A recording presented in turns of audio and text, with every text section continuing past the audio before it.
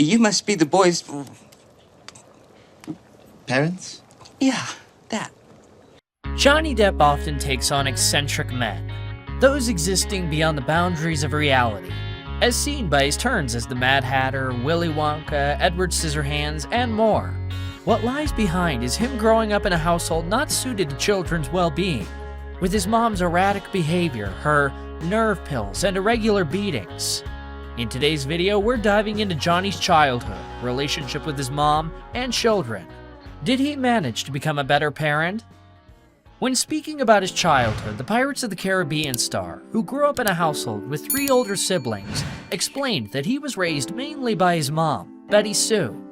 His father, a civil engineer, and his mother, a waitress, clashed through much of his childhood and eventually divorced. Though he worshipped his mom, he was not blind to her erratic behavior and mean streak. "My mom was maybe the meanest human being I have ever met in my life," Johnny said at her funeral. She would give him irrational beatings and throw things at him. Sometimes it would be an ashtray or a phone that would be thrown at the young boy. However, he also hinted that it was her childhood that made her the way she was. Betty Sue grew up poor and had a tough upbringing. At the age of 12, she experienced similar hardships, receiving the same kind of treatment from her mother. There was no stability in Depp's household during his growing years. They lived in Kentucky and then Florida, but the family moved around a great deal. So I read, starting at the beginning, by the time you were 15, that you had lived in 20 different homes. Is that true? Oh, maybe 40, yeah. Maybe 40? Yeah. Why so? My mom liked to move a lot. A lot. His mother would work double shifts to survive and feed the family. And when he was back home from work, he would rub her feet as she counted the money she earned. So we moved around a lot, and I never had that sense of home or security or whatever. So and you know, it was a somewhat violent upbringing. He reportedly took drugs when he was just 11 years old. Elaborating on how he found the drugs, Johnny said that his mother used to ask him to get her nerve pills. He soon realized that the nerve pills would calm his mother's nerves down. He hence took one of her pills and thus began his drug use. Johnny Depp went on to say that his drug use and alcohol was only so that he could numb the pain that he felt in his younger age. Luckily, something else came into his life and helped him get through tough times. Learning to play the guitar offered an escape from the nightmare of his upbringing. The guitarist and Hollywood star was a special guest at the classic rock Roll of Honor in Tokyo back in 2016. He gave a frank, in-depth interview to Classic Rock about his career in the movies, his role as a guitarist in rock supergroup Hollywood Vampires, and his traumatic childhood. Depp says that he was about 12 years old when they were driving down the main boulevard in the little town they lived in, and there was a little local concert going on in the grocery store's parking lot. They got stuck at a stoplight and there was a band playing. That little event might have changed his life. After convincing his mother to buy him a shitty little deck of guitar for $25 and some little blue plush amp that sounded like it was just trash, the young Depp began a lifelong affair with music. Tell you one thing though, when he's on the stage banging on his guitar, that's him through and through. It's the real deal. You're seeing the real Johnny when you see Johnny on stage. He found a way to escape all the nightmare home stuff. Depp said the violence mainly came from his mother, but added, "My dad was good with the belt, but those were different days. They did what they knew best." Johnny has always been open about the fact that his mother often made his life an absolute misery. And now Private Eye Paul Baresi, who's working on a documentary about Johnny's doomed marriage to Amber Heard, has unearthed court documents that show how the future star was abandoned by his mother and left to fend for himself. In divorce papers filed in 1981 to end her marriage to John Depp, she declared that Johnny, the youngest of their 4 children, was emancipated and self-supporting. What do you want for you? Just for you. I want to be a good person. At this stage, Johnny was just 17, and it was still a good few years before he landed his breakout role in the horror film A Nightmare on Elm Street. So, he was forced to support himself by working part-time as a telemarketer.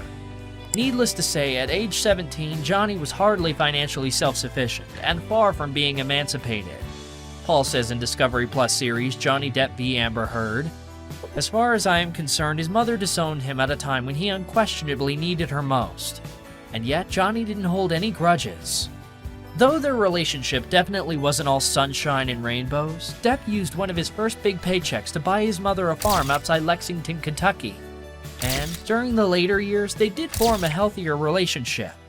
Sadly, she passed away in 2016. At the time, the private star did not comment on the loss, and the devastating event was quickly overshadowed in tabloid headlines by the news that Amber Heard had filed for divorce from the actor. But later on, while being honored for his support of cancer patients, the actor opened up about his beloved mother's battle. She was a Hellcat, Johnny told audience members as he accepted Rhonda's Kiss Healing and Hope Award. Then, speaking about Betty Sue and her relationship with the tireless medical team who treated her, he said, "My mom and her family would have been very much lost in the darkness without these people. We'll always owe them a deep debt of gratitude that is virtually impossible to repay." During Johnny's acceptance speech, he also discussed another deeply personal subject, his daughter Lily Rose Depp's 2007 hospitalization after contracting an E. coli infection that caused kidney failure when she was only 7 years old. He lived in the London hospital for 3 weeks with Vanessa Paradis and their daughter, not knowing if she would make it or not. When my daughter was ill, and it was, I've known darkness in my life, but that was the darkest period ever, It was when I was doing Sweeney.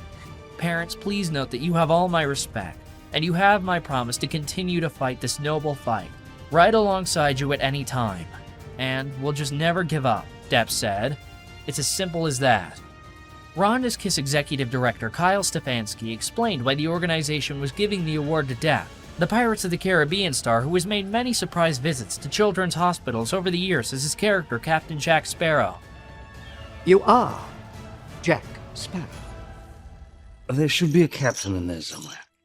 Johnny lends his name, uses his time, and makes donations to causes that positively impact those in the most need, especially in the field of cancer. Johnny was asked about his character of Captain Jack Sparrow. He responded that he will never leave him, that Jack is always ready to say stupid things to make people laugh.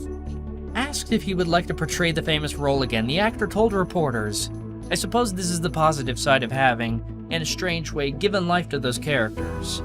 I'll go to somebody's house. I'll perform at your kid's birthday party at this point." Speaking of visiting children as Jack, he says, I don't need a company to do that. I can just do that myself, and nobody can take that away. So that's the greatest pleasure of Jack Sparrow.